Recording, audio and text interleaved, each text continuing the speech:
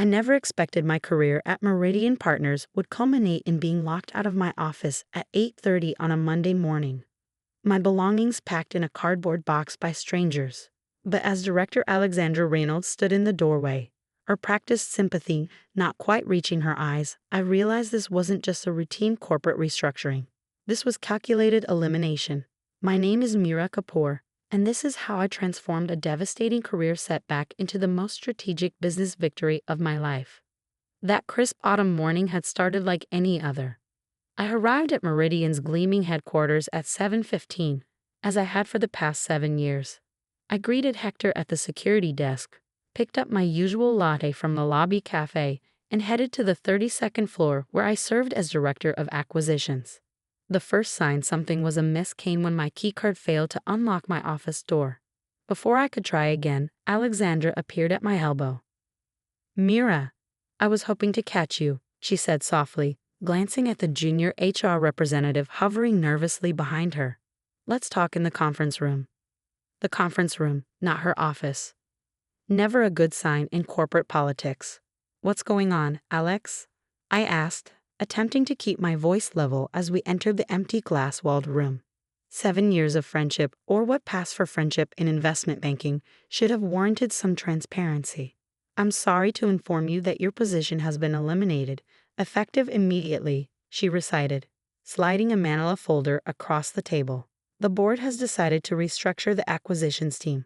Your severance details are all here." "Restructure," I repeated, my mind racing to piece together what was happening. "The Westbrook deal closes in 3 days.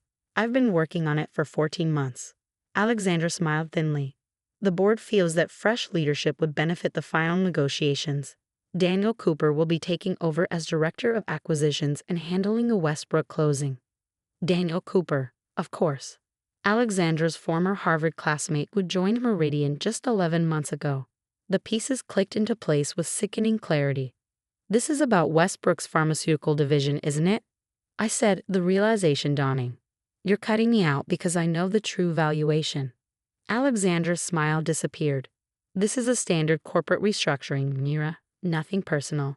Security has packed your personal items. Hector will escort you out." As I walked through the office holding my cardboard box, colleagues averted their eyes. People I'd mentored, collaborated with, celebrated successes alongside, all suddenly fascinated by their computer screens. Only my assistant Zoe caught my eye, her expression a mixture of shock and distress. I gave her a slight nod, hoping she understood what it meant. "We'll talk later." In the elevator, Hector shifted uncomfortably. "This ain't right, Miss Kapoor," he muttered. "After everything you've done for this company." "Thank you, Hector," I replied, oddly calm considering my career had just imploded. Sometimes the game changes when you least expect it. Outside, standing on the sidewalk with my sad box of desk plants and family photos, I should have felt devastated.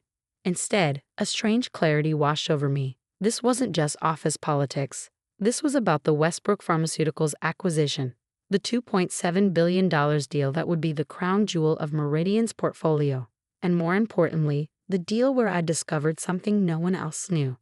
3 hours later, I sat in my apartment surrounded by spreadsheets and notes I'd meticulously backed up over the past few months. Another lesson from 15 years in corporate finance: always keep receipts. As I reviewed the Westbrook due diligence documents, my suspicions crystallized into certainty. Westbrook's experimental drug division wasn't worth the $950 million Meridian was preparing to pay.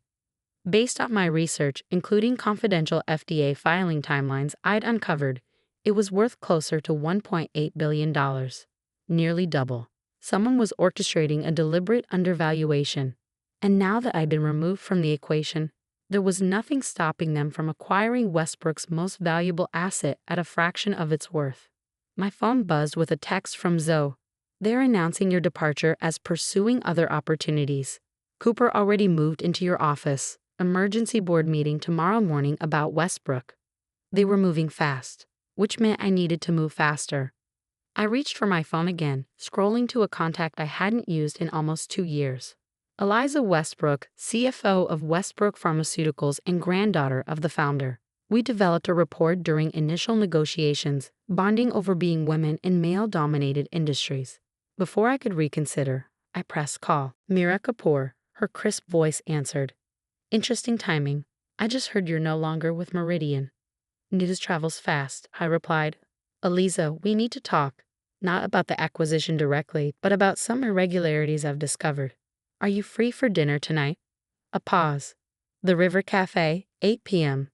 Come alone. The River Cafe was deliberately public, a signal she wasn't looking for backroom dealings. As I prepared for our meeting, another text from Zoe arrived. Cooper requesting all your Westbrook files. Something about inconsistencies in the pharmaceutical valuation. Board seems concerned. So they were scrambling, realizing perhaps that I hadn't left all my insights neatly documented for them to use. Good. Eliza Westbrook was already seated when I arrived, a glass of wine in hand and an inscrutable expression on her face. At 45, she carried herself with the confidence of someone who'd never needed to prove her right to be in the room. I have exactly 1 hour, she said as I sat down. Explain these irregularities you mentioned. Meridian is significantly undervaluing your pharmaceutical division. I stated plainly, based on my analysis of your pipeline, particularly the Phase A results for WB 427, you're looking at a valuation approximately 90% higher than what's being discussed. Her expression didn't change, but I noticed her fingers tighten slightly around her wine glass. That's a serious claim, Mira, especially coming from someone who was just let go from the acquiring company. I was let go because I discovered the discrepancy, I countered, sliding a folder across the table. These are copies of my personal analysis. Page 4 shows the comparative valuation based on similar acquisitions in the sector. Page 7 details the projected revenue streams once WB 427 receives FDA approval, which my research suggests is highly likely. Eliza flipped through the documents, her practiced neutral expression finally giving way to a frown. These projections are significantly different from what we've been shown. I imagine they are, I replied. The question is, who benefits from Westbrook accepting less than fair market value for its crown jewel? She closed the folder, studying me with new intensity. What exactly are you proposing, Mira? Nothing unethical. I'm simply providing information that allows Westbrook to make fully informed decisions. What you do with that information is entirely your choice. And what do you get out of this? Information sharing? I smiled. Let's just say I have a vested interest in seeing fair valuations in the marketplace. As I left the restaurant an hour later, I knew I'd set something significant in motion. Eliza's parting words confirmed it. The board meets tomorrow at 9 a.m. I'll be in touch. I slept surprisingly well that night for someone who just derailed her career. By morning, my strategy was clear. This wasn't just about exposing undervaluation. It was about positioning myself for what would come next. At precisely 10:17 a.m., my phone rang. Eliza's voice was clipped and professional. Our board has voted to pause all acquisition discussions with Meridian Partners, effective immediately. We've cited material concerns about valuation methodology in our formal communication. I see, I replied, keeping my tone neutral despite the surge of vindication. And may I ask what your next steps will be? That depends, she said. The board is interested in bringing in an independent advisor to reassess the pharmaceutical division's valuation, someone with sector expertise and a reputation for integrity. I suggested you might be available. And there it was, the opportunity I hadn't dared articulate even to myself. I would certainly be interested in discussing that possibility, I said carefully. Good, my office, 2 p.m. tomorrow. Come prepared to present your methodology to the executive committee. She paused. And Mira, this doesn't mean we're accepting your analysis at face value. We'll be conducting our own independent verification. I wouldn't expect anything less. As I hung up, my laptop chimed with an email notification. A message from a former colleague at Meridian. All hell breaking loose here. Westbrook pulled out this morning. Board emergency session. Cooper looks like he's about to have an aneurysm. What did you do? I didn't reply. Some questions answer themselves in time. The chaos at Meridian escalated throughout the day. By evening, financial news outlets were reporting that the Westbrook acquisition had been suspended due to valuation disagreements. Meridian's stock dropped 4% on the news. More satisfyingly, analysts were raising questions about how such an established firm could have so catastrophically misvalued a major acquisition target. At 9 p.m., my doorbell rang. Alexandra Reynolds stood in my hallway, looking considerably less polished than she had the previous morning. "May I come in?" she asked, her usual confidence notably absent. I stepped aside, gesturing her toward my living room. She declined my offer of coffee or wine. "The board sent me," she said without preamble. "Westbrook is claiming we deliberately undervalued their pharmaceutical division. They're threatening to file SEC complaints alleging market manipulation." "That sounds serious," I replied, keeping my expression neutral. "They've hired an independent advisor to conduct a new valuation," she continued, watching me closely. "Rumor says it's you." I didn't confirm or deny. "What does this have to do with me, Alexandra? I was terminated, remember? Standard corporate restructuring." She had the grace to look uncomfortable. "The board believes there may have been hasty judgment in your termination. They're prepared to offer you your position back, with a substantial compensation adjustment, to clean up Daniel Cooper's mess. Daniel has been placed on administrative leave pending an internal investigation." I let the silence stretch between us, enjoying the role reversal more than I probably should have. "I appreciate the offer," I finally said, "but I've already accepted another professional opportunity." "With Westbrook?" she asked sharply. "As I said, I've accepted another opportunity. Now, unless there's something else, I have an early morning tomorrow." After she left, I allowed myself a moment of pure satisfaction. Not vindication. That was too small a word for what I was feeling. This was the recognition of having played a longer, smarter game than those who'd underestimated me. My meeting with Westbrook's executive committee the next day exceeded all expectations.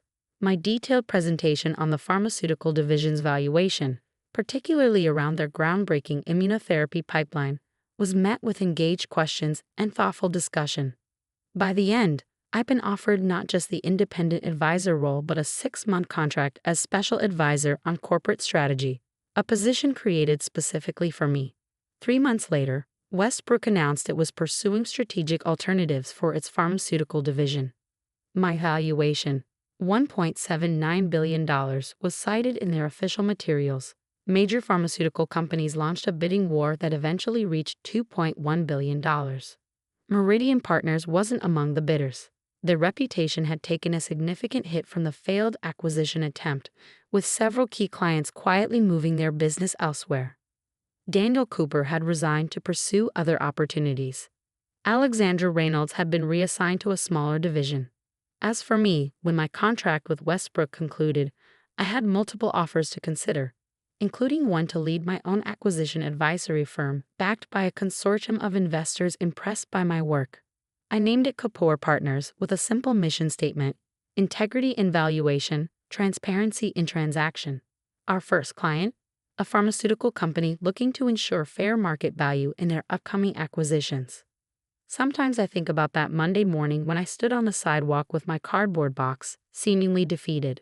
What Alexandra and Meridian never understood was that my value wasn't in my title or office.